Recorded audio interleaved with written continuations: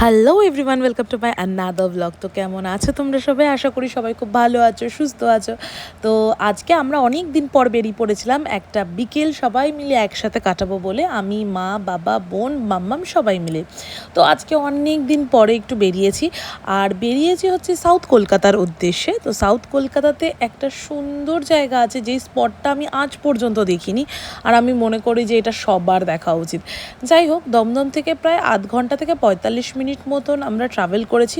Travel করেই পৌঁছে গেছি সাউথ কলকাতার বিড়লা মন্দিরে। তো বিড়লা মন্দিরে আমি ফার্স্ট টাইম গেছি। তোমরা কারা কারা এর আগে গেছো প্লিজ আমাকে কমেন্টসে জানিও। আর ভিতরটা এত সুন্দর, কিন্তু ফটোগ্রাফি আর ভিডিওগ্রাফি অ্যালাউ না থাকাতে আমি ভিতরের কোনো কিছুই দেখাতে পারছি না তোমাদের। তবে আমার ব্যক্তিগতভাবে অসাধারণ লেগেছে মন্দিরটা। মন্দিরে অনেকক্ষণ টাইম কাটানোর পরে আমরা বেরিয়ে পড়েছিলাম আমাদের নেক্সট ডেস্টিনেশনের জন্য।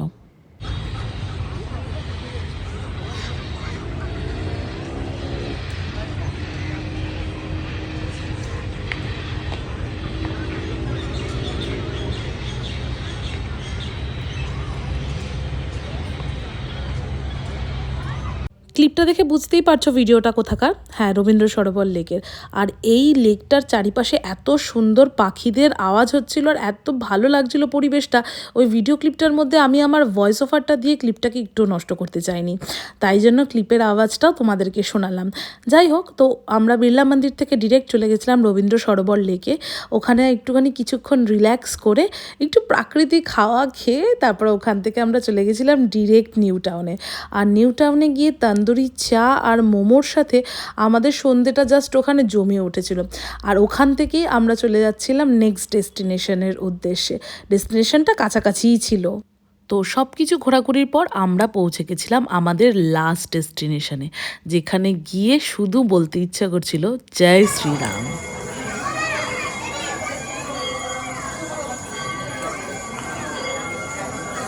কেউ কি বলতে পারবে এই জায়গাটা কোথায়? আমিই বলে দিচ্ছি। নিউ টাউনে তৈরি হয়েছে নতুন একটা রাম মন্দির, যেখানে রয়েছে বিশাল বড় একটা হনুমানজির মূর্তি। আর এই মন্দিরটা কিন্তু এখনও আন্ডার কনস্ট্রাকশন। ওখানকারই লোকাল মানুষজন এই মন্দিরটা তৈরি করছেন। আর এই মন্দিরটি হচ্ছে পুরনো মন্দির, যেটা অনেক বছর ধরে এখানে রয়েছে। রাধা, কৃষ্ণ, হনুমানজি, জগন্নাথ, বলরাম, সুভদ্রা বিভিন্ন ঠাকুরকে এখানে পুজো করা হচ্ছে অনেক বছর ধরে। আর নতুন কনস্ট্রাকশনে এখানে তৈরি হয়েছে শিব মন্দির, সন্তোষী মায়ের মন্দির আর রাম মন্দির। আমাদের কলকাতার বুকে এমন এক সুন্দর রাম মন্দির থাকা সত্যি সৌভাগ্যের ব্যাপার। তো চটপট কোনো অপেক্ষা না করে জলদি মন্দিরটি দর্শন করে নাও। তো আজকে তো সারাদিন ঘোরাঘুরিটা দারুণ হলো, বেশ ভালো ভালো জায়গায় আজকে গেলাম। কিন্তু এবার কি হবে, এবার তো ভীষণ খিদে পেয়ে গেছে, শুধু আমার না, সববার পেটে এখন ইঁদুর দৌড়চ্ছে। তো সেই জন্য আমরা সবাই মিলে চলে গেছিলাম যশোর রোডের আরসালানে। আসলে আরসালানের খাবার দাবার আমার বাবার খুব প্রিয়, আর বাবা একটু মোগলাই খাবার দাবার খেতে বেশি পছন্দ করে। আমার চাইনিজ হলেও চলে, কিন্তু বাবার অতটা ভালো লাগে না। তাই জন্য আমরা চলে গেছিলাম সবাই মিলে আরসালানে আমাদের ডিনারটা সেরে ফেলতে।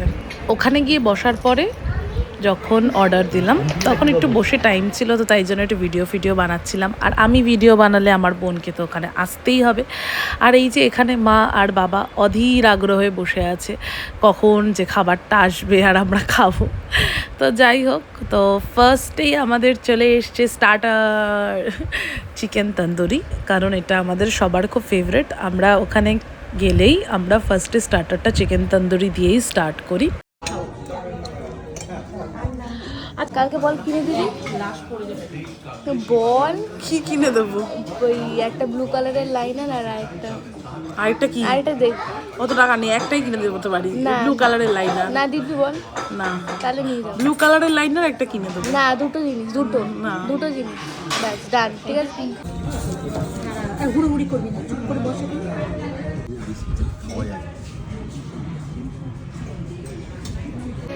নিবি তো আমার।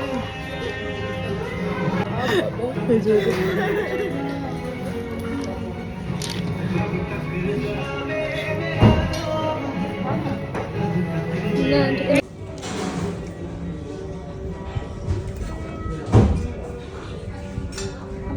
তো আমাদের খাওয়া দাওয়া কমপ্লিট হয়ে যাওয়ার পরে আমরা নিচে পার্সেলের কাউন্টারে দাঁড়িয়েছিলাম, কারণ আমাদের সাথে আজকে যিনি ড্রাইভার দাদা ছিলেন উনি বললেন আমাদের সাথে উনি বসে খাবেন না, উনি বাড়িতে নিয়ে যাবেন।